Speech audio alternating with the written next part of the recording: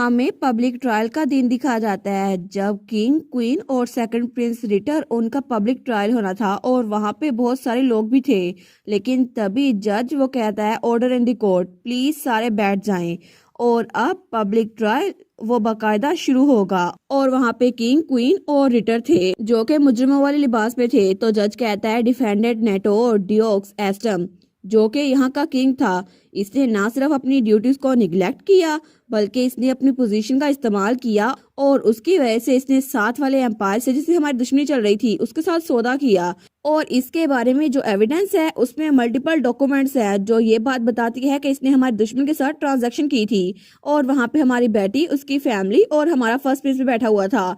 लेकिन तब हमारी हीरोइन वो थोड़ा कंफ्यूज हुई थी। वो कहती है कि यार कुछ तो बहुत अजीब लग रहा है, आखिर रिटर सेकंड प्रिंस ये इतना काम कैसे हो सकता है। तो जज कहता है इसी वजह से डिफेंडेंट वो अपने किंगडम और उसके लोग को प्रोटेक्ट करने में फेल हो गया और इससे स्टेटमेंट खत्म होती है। तो क्या डिफेंडेंट अपने डिफेंस में कुछ कहना चाहेगा? लेकिन तभी किंग वो कहता है नहीं, मैं कुछ नहीं कहना चाहता। तो सारी की सारी आवाम पीछे से उसको बातें सुना रही थी। वो कहती है देखा, इसको अपने एक्शंस को फेस करना ही पड़ा और कॉन्सिक्वेंसेस झेलने ही पड़ेंगे। दूसरा कहता है तुम बिल्कुल कोई किंग नहीं हो, तुम बगावत कर रहे थे, तुम एक ट्रेटर हो और तुमने हमारे लोगों का खून किया था। लेकिन तब जज कहता है अब अगली बारी प्रिंस रिटर प्लीज आगे आए। और तब रिटर वो आगे आता है। लेकिन जज कहता है क्या आपने भी एनिमे के साथ कॉन्स्पायर किया था और अपने लोग को सेक्रीफाइस किया था? लेकिन तब रिटर कुछ नहीं बोलता। तो जज उसको देखते हैं तो रिटर स्माइल करते हुए कहता है नहीं, मैंने ऐसा कुछ भी नहीं किया। तो पीछे वाले सारे लोग कहते हैं कि यार ये इतना शेमलेस कैसे हो सकता है। वो लोग वहां पे कागज फेंक रहे थे। वो कहते हैं ये टू फेस स्नेक ये झूठ कैसे बोल सकता है। तो जज कहता है अच्छा, तो अब के लिए मैं आपके सामने एविडेंस पेश करूंगा जो कि हमें ड्यूक एस्लान ने दिए हैं और अगर आपके पास कोई काउंटर आर्गुमेंट है तो प्लीज बोलिए। तो जज सोचता है मुझे लगता है कि गवर्नर्स और रॉयल एक जैसे हैं, दोनों ही अपने क्राइम्स को मना कर देते हैं। लेकिन तभी जज के मुंह से खून निकलकर डॉक्यूमेंट के ऊपर गिरता है और तब उसको बहुत ज्यादा खांसी आ रही थी। उसको तो जैसे बॉडी में जहर फैल रहा था, उसके मुंह से बार बार खून निकली जा रहा था। तो बेटी और ड्यूक दोनों कहते हैं क्या ये हो क्या गया है। तो बाकी लोग भी उनके पास आते हैं।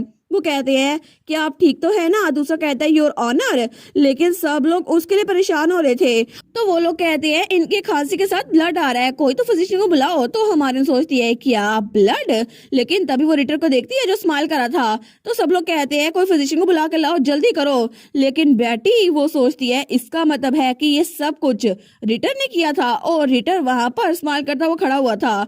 तो हमारी सोचती है इसका मतलब है इस सब के पीछे भी रिटर है क्योंकि मैं इस बारे में श्योर हूँ। और जज के चेहरे पर ये तकलीफ देखकर बिल्कुल ऐसा ही लग रहा है जैसे मेरी पुरानी लाइफ में उसने मेरी गर्दन पे काटा था ना, बिल्कुल मेरे चेहरे पे भी ऐसा एक्सप्रेशन था। लेकिन तभी सब चिल्लाई जा रहे थे कोई तो फिजिशियन को बुलाओ और इनकी हालत तो बिगड़ती जा रही है। तो रिटर सोचता है टू बैड, इससे कोई फर्क नहीं पड़ेगा क्योंकि जिस दिन मैं लेडी बेटी से मिला था ना, मैंने उनको सच बताया था कि मैं बहुत सारे नोबल से मिला हूँ लेकिन मैं उनसे दोस्ती का हाथ बढ़ाने के लिए नहीं गया था। असल में मैं उनको एक ड्रिंक पिलाने के लिए गया था जिसमें मेरे पॉइजन का डोज था क्योंकि अगर किंग का प्लान वो खराब हो भी जाता तो भी नोबल्स तो हमेशा मेरे साथ रहते और अगर किसी ने मेरे खिलाफ अपना मुंह खोला तो अपने आप को प्रोटेक्ट करने के लिए मुझे उसे मारना ही पड़ेगा और अभी भी मैंने ऐसा ही किया। लेकिन ये बहुत बड़ा मसला था श्योर, लेकिन एक बार पॉइजन कंज्यूम हो जाए तो उसको मैं पूरी जिंदगी में कभी भी इस्तेमाल कर सकता हूँ और अभी भी मैं ऐसा ही कर रहा हूँ। लेकिन तब हमारी बेटी और एटल वो परेशान थे। तो हमारी बेटी सोचती है मैं क्या करूँ, अगर मैंने अपनी पावर को यूज किया पॉइजन को अपनी बॉडी में ऑब्जर्व करने के लिए तो फिर मैं मर सकती हूँ। लेकिन मैं ऐसे ही खड़ी रहकर तमाशा नहीं देख सकती, मुझे कुछ ना कुछ तो करना ही होगा ना। लेकिन तभी उसका हाथ जहाँ पे सिग्नम था ना वो चमक रहा था। वो सोचती है कि यार मेरे सिग्नम में से अचानक से रोशनी क्यों निकल रही है। लेकिन तभी वहां पर उसको स्नेक शिफ्टर की पावर महसूस हो रही थी। वो सोचती है कि यार इसका मतलब है कि मुझे फिजिकल कांटेक्ट के जरिए पावर स्टोर करने की ताकत मिली है। लेकिन मैंने तो कभी रिटर को फिजिकल कांटेक्ट किया ही नहीं है। तो इसका मतलब है कि ये सब कुछ ये तब हुआ था जब मेरी पुरानी लाइफ में रिटर ने मेरी गर्दन पे काटा था। वो सोचती है सच में अगर ये सच में रिटर की पावर है तो फिर मेरी पुरानी लाइफ से लेकर अब तक सिग्नम में उसकी पावर स्टोर हो गई होगी। तो इसका मतलब है कि मैं अब इसको इस्तेमाल कर सकती हूँ। वो सोचती है बिल्कुल मुझे इसे यूज करना होगा। तो तभी वहां पर जज की हालत बहुत ज्यादा खराब हो गई थी। वो सोचती है मैं जज को बचा सकती हूँ, तो वो जज के पास आती है। वो कहती है प्लीज यहीं पर रुके। वो लोग कहते हैं लेडी बैठी, हमारे कहती है एक बार मुझे इनको देख लेने दे। और तभी वो जज की पीठ पे अपना हाथ रखती है। वो सोचती है देखा, मुझे पता था, मैं उनके सीक्रेट पॉइजन को महसूस कर पा रही हूँ। मुझे लगता है कि ये सब कुछ मैं अपनी एबिलिटी से ठीक कर सकती हूँ, क्योंकि अब मुझे पॉइजन का पता चल गया है और पॉइजन ही पॉइजन को काटता है। इसी वजह से मैं रिटर का पुरानी लाइफ वाला पॉइजन यूज करूंगी इस लाइफ वाले पॉइजन को खत्म करने के लिए। लेकिन तभी जज के साथ जो था वो सोचता है कि ये कितना अजीब है ना, कोई भी शेप शिफ्टर जिसके पास ग्रेट पावर हो उसकी हमेशा गोल्डन आईज होती हैं, लेकिन लेडी बैटी वो अब जज को बिल्कुल ठीक कर रही हैं। और अभी भी लेडी बैटी की आंखें वो तो ब्लैक हैं, लेकिन आखिर ऐसा कैसे हो सकता है, उनके पास इतनी पावर्स कैसे हैं। लेकिन थोड़ी देर बाद ही जज की हालत बिल्कुल ठीक हो गई थी। वो कहता है मैं अब बिल्कुल ठीक हूँ। तो बाकी कहते हैं क्या सच में। लेकिन तब वो कहता है माय लेडी आखिर एग्जैक्टली हुआ क्या था। हमारे कहती है इनकी बॉडी में पॉइजन फैल गया था। वो कहता है पॉइजन। हमारे कहती है बिल्कुल, और इस सब के पीछे और कोई नहीं सेकंड प्रिंस था। तो सेकंड प्रिंस कहता है क्या। लेकिन तभी जज कहता है आखिर ये पॉसिबल कैसे है, इतनी दूर से इन्होंने मुझे पॉइजन कैसे दे दिया। तो हमारी कहती है स्नेक शिफ्टर की एबिलिटी की वजह से ये पहले ही आपको पॉइजन दे चुका था, लेकिन अभी सिर्फ इसने एक्टिवेट किया है। तो सब लोग पीछे बातें कर रहे थे कि इसने जज की बॉडी में पॉइजन पहले प्लांट किया हुआ था, लेकिन आखिर ये ऐसा कैसे कर सकता है ट्रायल से पहले। इसका मतलब है कि इसको जरा भी पछतावा नहीं अपने काम पर। तो रिटर सोचता है डैम इट, आखिर इस लड़की को कैसे पता चल गया, आखिर ये उसकी बॉडी से पॉइजन कैसे रिमूव कर पाई। लेकिन तभी हमारी बेटी कहती है प्रिंस रिटर अपनी फेट से भागने के बजाय आप जजमेंट को फेस कीजिए। और तब रिटर वो हंसने लग जाता है। वो कहता है अच्छा तुम्हें लगता है कि मैं इस बारे में कुछ नहीं कर सकता। और तभी वो अपनी शेप शिफ्ट कर रहा था, लेकिन तभी वो वहां से अपनी स्नेक वाली फॉर्म में आता है। वो कहता है कुछ भी वैसा नहीं होगा जैसा तुमने चाहा है, क्योंकि अब तुम रास्ते में आ गई हो ना, तो मुझे अपना तरीका इस्तेमाल करना पड़ेगा। और तभी सब लोग वहां घबरा गए थे, क्योंकि वहां पर रिटर अपनी स्नेक वाली शेप में आ गया था। तो सारे लोग वहां से भागने लगते हैं, लेकिन हमारी बेटी वहीं पर खड़ी थी। तो तब रिटर उसको देखते हैं। वो कहता है अब मेरी बारी है, तुम लोगों से वो ले लूं जो मेरा था। लेकिन तभी ड्यूक और उसका भाई कार्लोस भी वहीं पर खड़े थे, और तभी हमारी बेटी भी हमला करने लगता है। वो कहता है लेडी बेटी मैं इसको यहाँ पे खत्म कर दूंगा। लेकिन हमारी बेटी चिल्ला कहती है एटल उसे मेरी तरफ फेंको। तो एटल कहता है ठीक है मैं समझ गया। और तभी वहां पर कोई चीज थी, कोई चेन। तो रिटर सोचता है क्या ये बाइंडिंग चेन है। और तभी हमारी हीरोइन के हाथ में वो बाइंडिंग चेन आ गई थी। लेकिन वो सोचती है बिल्कुल मैं इसको इस्तेमाल करूंगी, क्योंकि तुम्हारा स्टंट मैं तुम्हारे खिलाफ यूज करूंगी। और तभी वो अपनी स्क्विरल वाली फॉर्म में आ गई थी और उस चेन के ऊपर से भाग रही थी, रिटर की बॉडी के ऊपर से। लेकिन थोड़ी देर में ही उसने रिटर की पूरी बॉडी को उस चेन में बंद कर दिया था। तो रिटर तो तड़प रहा था। वो कहता है लेकिन थोड़ी देर बाद ही रिटर वहां पे गिरा पड़ा था और उसकी बॉडी बहुत ज्यादा तड़प रही थी। वो कहता है ये क्या है। लेकिन हमारे कहती है तुम पूछ रहे हो ये क्या है।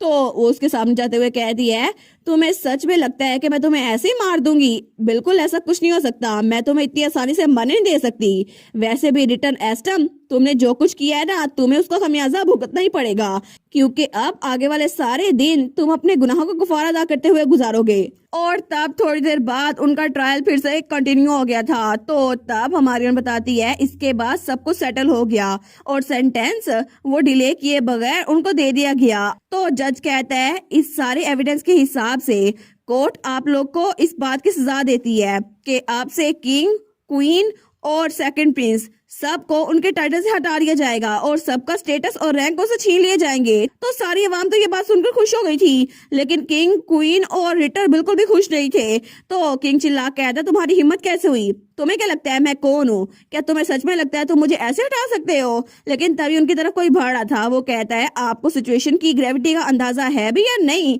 और वो था हमारा फर्स्ट प्रिंस एटल। तो वो वहां पे एक डॉक्यूमेंट लेकर आया था। तो किंग कहता है एटर ये तो वही शाही डॉक्यूमेंट है जो कि हमारी फैमिली का कोई इंसान यूज कर सकता है, लेकिन ये तुम्हारे पास क्या कर रहा है, आखिर तुम्हारे पास रॉयल ब्लड लाइन का रिकॉर्ड क्यों है, इसे मेरे हवाले कर दो। तो हमारा हीरो कहता है आप सच में ये बात जानते हैं ना कि आप इसके काबिल नहीं हैं। वैसे भी आपने हमारे एंसेस्टर की बात को नहीं माना और उन्होंने आपको रिजेक्ट कर दिया। और तभी रिटर वो हवा में उछालता है, लेकिन तभी वो डॉक्यूमेंट जब हवा में उछल रहा था तो रिटर अपनी पावर यूज करता है और कहता है पनिशमेंट ऑफ स्ट्रिपिंग उसकी वजह से आपका स्टेटस वो बिल्कुल खत्म हो रहा है। और तभी रिटर के पावर यूज करने की वजह से वो डॉक्यूमेंट बिल्कुल खत्म हो रहा था। तो तभी किंग चिल्ला कहता है बस बहुत हो गया, मैंने कहा इसको खत्म कर दो, ऐसा मत करो, रुक जाओ। लेकिन थोड़ी देर बाद ही वो डॉक्यूमेंट वो तो बिल्कुल फट चुका था और किंग क्वीन और रिटर तो बिल्कुल हैरान थे। तो किंग कहता है क्या ऐसा नहीं हो सकता, वो तो नीचे झुक गया था। वो कहता है अब मैं किंग नहीं रहा, मेरा सब कुछ मुझसे छीन चुका है। तो रिटर भी परेशान था। वो कहता है क्या सच में ये सब कुछ ऐसे खत्म होना था। और थोड़ी देर बाद वो लोग भी पिंजरे में कैद थे और तब वहां पे सारी आवाम उनको देख रही थी। लेकिन तभी बैठी उनके पास आती है और कहती है आपको हर एक इलाके में जाकर लोगों से माफी मांगनी होगी क्योंकि वहां पर बहुत सारे लोग आपकी वजह से मरे थे। लेकिन आपकी आंखों में मुझे बिल्कुल भी शर्मिंदगी नजर नहीं आ रही और इसी वजह से मैंने आप लोग को पहले भी बताया था आप लोग का एंड बिल्कुल भी इजी नहीं होगा और आपको पूरी लाइफ जेल में गुजारनी पड़ेगी। लेकिन उससे पहले आप हर एक इलाके में जाएंगे, वहां पे जितने लोग विक्टिम थे उनकी फैमिली से आप माफी मांगेंगे, सबके सामने झुकेंगे और सबसे एक एक करके माफी मांगेंगे। तो रिटर कहता है आखिर मैं इतनी ह्यूमिलेटिंग चीज क्यों करूंगा। तो बैठी कहती है क्या ह्यूमिलेटिंग रिटर, तुम्हें अंदाजा भी है कि तुम्हारी वजह से कितने सारे लोग मरे हैं और जो लोग मर चुके हैं वो वापस नहीं आ सकते। लेकिन तुम अपने प्राइड को अपने पास ही रखो और सबसे माफी मांगो। क्या तुम्हें मेरी बात समझ आ रही है। और तभी वो उसके माथे पे पोक करती है और कहती है इसके अलावा मैंने तुम्हारी पावर तुम पे यूज की है। अगर तुमने कभी भी भागने की कोशिश की या ये ना किया जो हम कह रहे हैं तो मैं इस जहर को एक्टिवेट कर दूंगी। वो कहता है किया, लेकिन बैठ जाते हुए कहती है अगर अगर मुझे एक बार भी ये बात पता चली कि तुमने भागने की कोशिश की है तो ये जहर तुम्हारी पूरी बॉडी में फैल जाएगा। तो रिटर कहता है आखिर तुम ऐसा कैसे कर सकती हो, तुम्हारी इतनी हिम्मत मुझे धमकी दो। लेकिन तभी वो चिल्लाता है तो वहां पर उसके सर पे पत्थर लगता है तो सारे लोग उन पे पत्थर फेंक रहे थे। वो कहते हैं बकवास करना बंद करो, तुम्हारी हिम्मत कैसे हुई, लेडी बैटी पे अपनी आवाज उठाओ, तुम इस पत्थर को खाओ। और सब लोग किंग क्वीन और रिटर को मार रहे थे। लेकिन तब रिटर वो तो बड़ा पछता रहा था। वो कहता है डैम इट, अब तो मैं पक्का गया बेटी असलान, तुम्हारी वजह से मेरी जिंदगी ऐसी हो गई। लेकिन बेटी वो तो आराम से वहां से जा रही थी। और तब हमें बताती है उसके बाद जब क्रिमिनल्स वो सबसे माफी मांगने के लिए निकल गए ना तो एस्टम किंगडम में फाइनली फिर से पीस आ गया और सब लोग फिर से हंसी खुशी रहने लग गए। ऑफ कोर्स इसके पीछे एटल था क्योंकि वो न्यू किंग बन चुका था और मैं थी मिराकल ऑफ द किंगडम जिसने उसके साथ इस बर्डन को उठाया। लेकिन तब हमें कुछ दिनों बाद हमारी बेटी का घर दिखा जाता है जो कि टाउन हाउस ही था। लेकिन तभी वो वहां पर एक और लोगो बना रही थी, एक ऑर्फनेज का। तो वो कहती है गुड, मुझे लगता है कि हमारी नई फैमिली एम्बलम के तौर पर ये ठीक रहेगा और मैं ऑर्फनेज में यही इस्तेमाल करूंगी। लेकिन तब वो कहती है मुझे लगता है इसको जल्दी जल्दी कैरी आउट करना पड़ेगा। तो दरवाजे पे दस्तक होती है। वो कहती है ठीक है अंदर आ जाए। लेकिन जैसे वो सामने देखती है वो कहती है क्या वहां पर एटल था जो कि उसको बड़े प्यार से देख रहा था। तो तब थोड़ी देर बाद वो लोग वहां पे बैठ गए थे। वो कहती है आखिर तुम इतने बिजी शेड्यूल में से टाइम निकाल कर कैसे आ गए, तुम तो अब किंग बन चुके हो ना, तुम पे तो बड़ी जिम्मेदारी होगी। लेकिन हमारा एयरटेल उसकी बात सुनते हुए उसके कंधे पे सरकता है और कहता है मैं इसलिए यहाँ पर आया हूँ क्योंकि मैं तुम्हें मिस कर रहा था स्टार, तुम्हारे बगैर तो मैं काम पे फोकस नहीं कर पाता। तो बेटी कहती है फिर भी आखिर तुम ऐसे कैसे आ सकती हो, तुम किंग बन चुके हो, तुम्हें काम करना पड़ेगा। वो कहता है मैंने सारा काम खत्म कर लिया था लेकिन मुझे लगता है कि तुम मुझे बिल्कुल भी मिस नहीं कर रही थी। और वो तो उसको बड़े प्यार से देख रहा था, बड़ा मासूम बनकर। तो हमारे ना उसको देखती है, वो सोचती है ये तो चमक रहा है। लेकिन वो सोचती है मैं जब भी एडर का चेहरा देखती हूँ मैं अपने आप को कंट्रोल नहीं कर पाती, कितना क्यूट है। लेकिन तभी वो कहता है अगर तुम मेरी क्वीन होती ना तो मैं तुम्हें ग्लैडली सर्व करता मेरी स्टार, क्या तुम थ्रोन में बिल्कुल इंटरेस्टेड नहीं हो। वो कह दिया क्या बिल्कुल भी नहीं, मैं पहले ही फैमिली की हेड बनने के अफेयर से बिजी हूँ, इसी वजह से मैं इस बात की इजाजत नहीं दूंगी। और इसी वजह से तो मैं कह रही हूँ कि तुम्हें ही किंग की पोजीशन पे रहना चाहिए एटल। वो कहता है लेकिन ये मैं नहीं था जिसने किंगडम को बचाया, वो तुम थी स्टार। तो मुझे बताओ इस बारे में क्या, मैंने एक और तरीका सोच लिया है जिसकी वजह से लोग तुम्हें अपनी क्वीन पहचानेंगे लेकिन थ्रोन तुम्हारे हाथों में नहीं आएगा। वो कहती है सच में ऐसा कोई तरीका है। वो कहता है बिल्कुल, हम दोनों शादी कर लेते हैं ना, इससे तो सब कुछ ठीक हो जाएगा क्योंकि तुम अकेले थ्रोन पे भी नहीं रहोगी, मैं भी तुम्हारे साथ रहूंगा लेकिन तुम क्वीन भी बन सकती हो। तो हमारी बेटी ये कहती है कि यार शादी, तो उसके करीब हो रहा था। वो कहता है तुम्हें क्या लगता है, मैं चाहता हूँ तुम हमेशा मेरे साथ रहो और तुम्हारे बारे में क्या। लेकिन तब तो वो उसके बिल्कुल करीब हो गया था तो हमारी बेटी का दिल बड़ा धड़क रहा था। वो कहता है माय स्टार। लेकिन तभी बेटी उसके मुंह पे हाथ रख लेती है। वो कहती है नहीं अटल, क्या तुम इस बारे में भूल गए हो? वो कहता है क्या? हमारून कहती है तुमने कहा था कि अगर अडल्ट बनने से पहले मैंने किसी को किस किया तो वो लड़का मर जाएगा, और मैं इस बात की बिल्कुल इजाजत नहीं दूंगी। वो कहता है क्या? वो सोचता है अरे हाँ, मैंने इसको बताया था, ये बात इसके डैड ने कही थी, लेकिन मैंने इसके बाद कहा था कि तुम्हें कमिंग ऑफ एज सेरेमनी से पहले किसी को किस नहीं करना चाहिए। लेकिन वो सोचता है मैंने तो उससे झूठ बोला था। तो बेटी कहती है इसके अलावा वैसे भी मैं अंडर एज हूँ, और अगर तुमने अभी मुझे किस किया ना तो तुम बिल्कुल एक परवर्ट होगे, ठीक है, और इसी वजह से तुम तो बिल्कुल टोटल फ्रीक बनोगे। तो ये बात उसके दिल में लगती है। वो कहता है ठीक है, लेकिन हमारी कहती है इसी वजह से अभी के लिए तो मुझे किस नहीं कर सकते। तो एडल सोचता है मुझे लगा नहीं था कि बचपन में कही हुई बात मुझे वापस आके बाइट करेगी। लेकिन हमारी सोचती है देखा उस दिन तुमने मुझसे झूठ बोला था, तब मैं छोटी बच्ची थी, लेकिन अच्छा हुआ ना, अब यही बात मैं तुम्हारे सर पे रखूंगी। वो सोचती है इसका रिएक्शन तो जितना मैंने सोचा था ना उससे भी जरा बेटर है, लेकिन ये थ्रिल ये मुझे तंग कर रहा था ना, अच्छा हुआ। और एडल तो बड़ा उदास हो गया था। तो हमारी सोचती है मैं थोड़े अरसे बाद इस मिसअंडरस्टैंडिंग को क्लियर कर दूंगी, तो तब तक के लिए अब तुम बेवकूफ बनते रहो। लेकिन तब वो कहती है एडल वैसे भी मैं 2 सालों के लिए कहीं और जा रही हूँ, तो तुम्हें मेरी कमिंग ऑफ एज सेरेमनी से पहले मुझसे मिलने की जरूरत नहीं है। वो कहता है क्या तुम कहाँ जा रही हो, वो भी 2 सालों के लिए? हमारून कहती है मुझे माफ करना, मैं तुम्हें पहले नहीं बताया। एक बार मैंने अपना काम खत्म कर लिया ना तो इसके बाद मैं पूरे कॉन्टिनेंट में ट्रेवल करने वाली हूँ अपनी कमिंग ऑफ एज सेरेमनी तक, क्योंकि ये मेरा बहुत ज्यादा पुराना ख्वाब है और मैं इस ख्वाब को पूरा करके रहूंगी। तो हमारी हीरोइन सोचती है मेरी फेवरेट बुक जहाँ से मुझे पुरानी लाइफ में बहुत कुछ पता चला था, उसमें लिखा हुआ था एक ट्रू मर्चेंट वो सिर्फ चीजें नहीं बेचता बल्कि वो एक्सपीरियंस भी बेचता है, और इसके अलावा मैंने बहुत सारी चीजें नहीं देखी और इसीलिए मैं दुनिया घूमना चाहती हूँ। चाहे मैं हेड ऑफ द हाउस क्यों ना बन जाऊं, लेकिन मैंने बहुत सारे लोग के साथ मिलकर अपनी चीजें शुरू की थी, जैसे कि गोल्डन एकॉन, और मैं चाहती हूँ कि पूरे कॉन्टिनेंट में ये चीज फैले। लेकिन तब वो खड़ी होते हुए कहती है इसी वजह से जब तक मैं हेड ऑफ द हाउस नहीं बन जाती ना तब तक मैं थोड़ा फ्री हूँ, इसी वजह से मैं पूरा कॉन्टिनेंट घूमूंगी, और मैं चाहती हूँ कि मैं पूरी दुनिया को एक्सपीरियंस करूं, और इसी वजह से मैं वहां जा रही हूँ। लेकिन मैं तुम्हें खत लिखती रहूंगी, तो प्लीज परेशान मत होना। तो एडल खड़ा होते हुए कहता है नहीं, बिल्कुल भी नहीं, अगर तुम जा रही हो मैं भी तुम्हारे साथ ही जाऊंगा। वो कहती है क्या एडल 2 सालों की बात है, तो फिर किंगडम को कौन संभालेगा, तुम किंग हो। वो कहता है मैं इस सबको भी संभाल लूंगा, क्योंकि मैं एक ड्रैगन हूँ ना, तो तुम्हें फिक्र करने की जरूरत नहीं है। वैसे भी मैं सिर्फ फ्री टाइम में तुम्हारे साथ रहूंगा, और प्लीज मुझसे दूर मत जाना स्टार, अगर मैं तुम्हें मिस करते हुए बीमार पड़ गया तो फिर किंगडम के लिए ज्यादा बड़ा मसला हो जाएगा।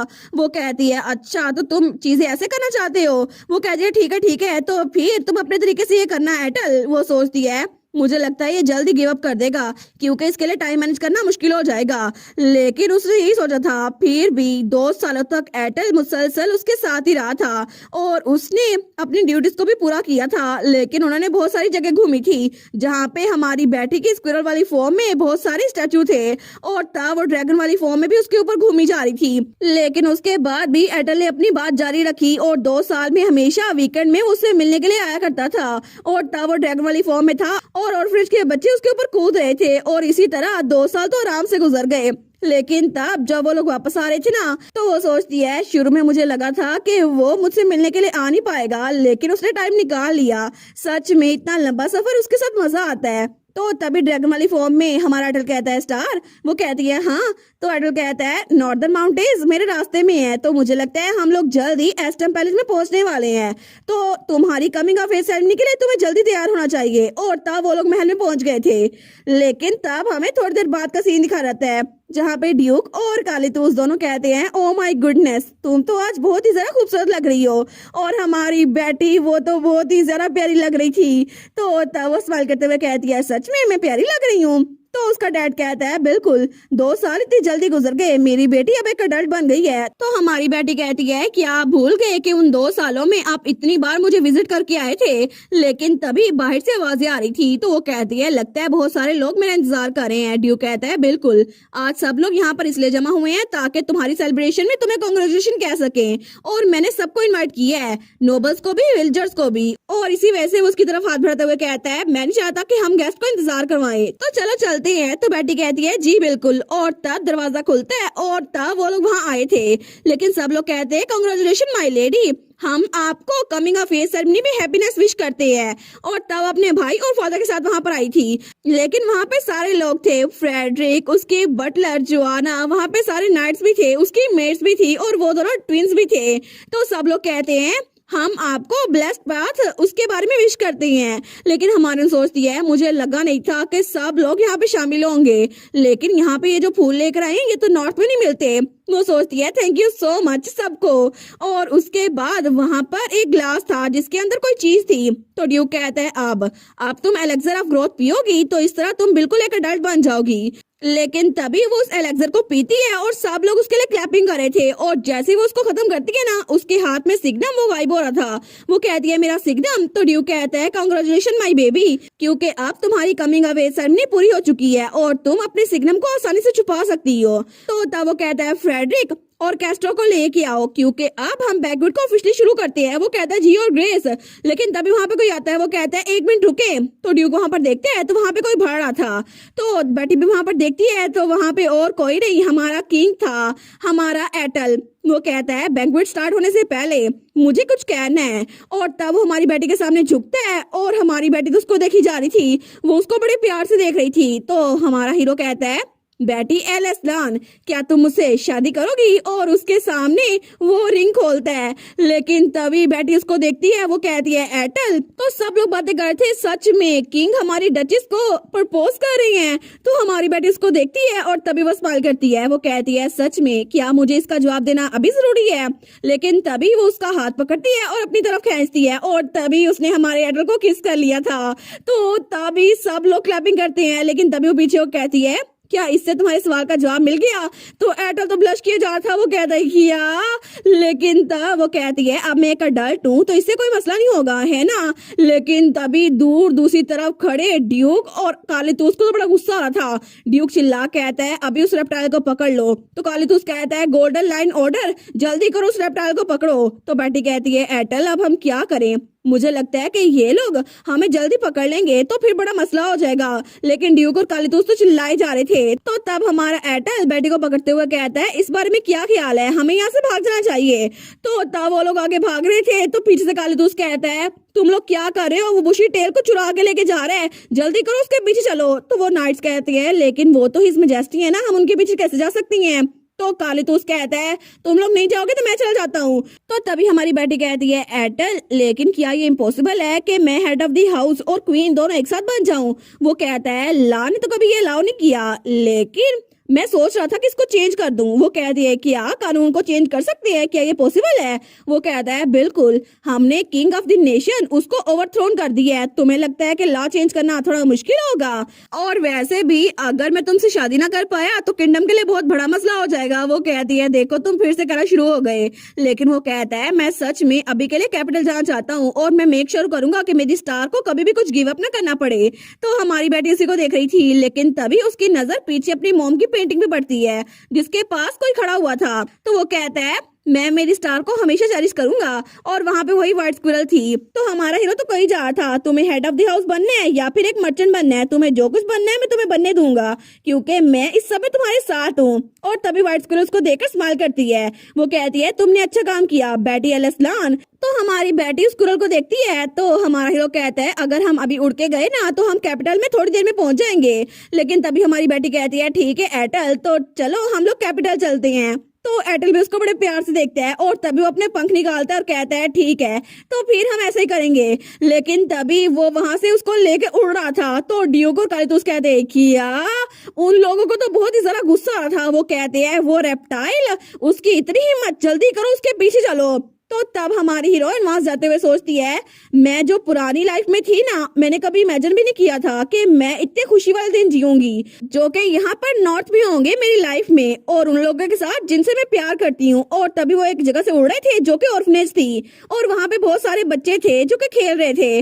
वो कहती है ऑर्फनेज तो सच में खत्म हो गया है, मुझे बहुत ज्यादा अच्छा लग रहा है। वो सोचती है कैपिटल में मेरे दिन, यहाँ पर बिल्कुल तन्हाई थी, मेरा कोई दोस्त नहीं था। लेकिन बाद में जब मैं अपने फादर के पास आई तब मुझे पता चला फैमिली क्या होती है और तब मेरे दिल में प्यार भर गया। लेकिन तब एटल कहता है हम पहली बार इस बिल्डिंग को फिनिश होने के बाद देख रहे हैं ना। वो कहती है बिल्कुल, और इसी वजह से तो मैं हर वक्त ट्रैवल करती रही थी। लेकिन वो सोचती है सच में मेरी जिंदगी में खुशी भर गई है। तो तब एटल कहता है हम वहां जाके देखें ऑर्फनेज में। लेकिन तभी उनके पीछे कोई बग्गी आ रही थी, तो वो फ्लाइंग कैरेज थी। तो कोई कहता है ओए उधर ही रुक जाओ। तो हमारी हीरोइन कहती है कि यार ये तो फ्लाइंग कैरेज है ना। तो वहां पे ड्यूक असलान और उसका भाई कालिदोस असलान थे। वो कहते हैं ओए तुम रेप्टाइल, तुम्हारी हिम्मत कैसे हुई ये सब कुछ करो और बुशी टेल को अपने साथ ले जाओ। तुम एक बार मुझसे मिलो सही, तुम्हें मैं अभी मजा चखाता हूँ। लेकिन तभी हमारा एटल कहता है लगता है कि वो हमारे पीछे इतनी दूर तक आ गए। वो तो जितना मैंने सोचा था उससे भी ज्यादा गुस्से में लग रहे हैं। तो बैटी पीछे उस बग्गी को देखती है तो एटल कहता है जल्दी करो यहाँ से निकलते हैं स्टार। लेकिन तभी उसका भाई कहीं जा रहा था, ये लोग फिर से भाग रहे हैं। तो ड्यूक कहता है इसकी हिम्मत कैसे हुई मेरी बेबी को लेके जाने की। और ड्यूक कहता है माई बेबी। वो सोचती है इसके अलावा मेरे पास मेरी फैमिली है जो कि बहुत ही ज्यादा प्यारी है। और उसके भाई ने तलवार निकाली थी। वो कहता है इस रेप्टाइल की तो मैं आज ही जान खत्म करता हूँ, आज ही खत्म हो जाएगा। लेकिन वो हंसने लग जाती है। वो सोचती है चाहे जितना मर्जी गुस्सा करे लेकिन मेरे सामने ये कभी भी एटल को कुछ नहीं कहेंगे। और ये हैप्पीनेस ये तो हमेशा ऐसी बरकरार रहेगी। और तभी वो खिलखिला के हंसती है। लेकिन तब लास्ट पैनल में हमारा एटल बैटी को लेके उड़ रहा था और पीछे उनकी फ्लाइंग कैरेज थी। तो ड्यूक कहा था बेबी, तो कालिदोस कहा था मेरी बुशी टेल मुझे वापस दो अभी की अभी। और इसी हैप्पी पैनल के साथ मेन स्टोरी वो यहीं पर खत्म। इसके अलावा साइड स्टोरीज भी आ चुकी हैं जो कि मैं जल्दी एक्सप्लेन करूंगी। तो आप लोग बताइएगा कि आप लोग को सीजन 1, सीजन 2 और सीजन 3 में से आप लोग का फेवरेट कैरेक्टर कौन सा था और आपको ये पूरी कहानी कैसी लगी। और मजीद वीडियोस देखने के लिए चैनल को सब्सक्राइब कर लें और वीडियोस को लाइक कर दें। Thank you so much for watching my videos and bye bye, take care.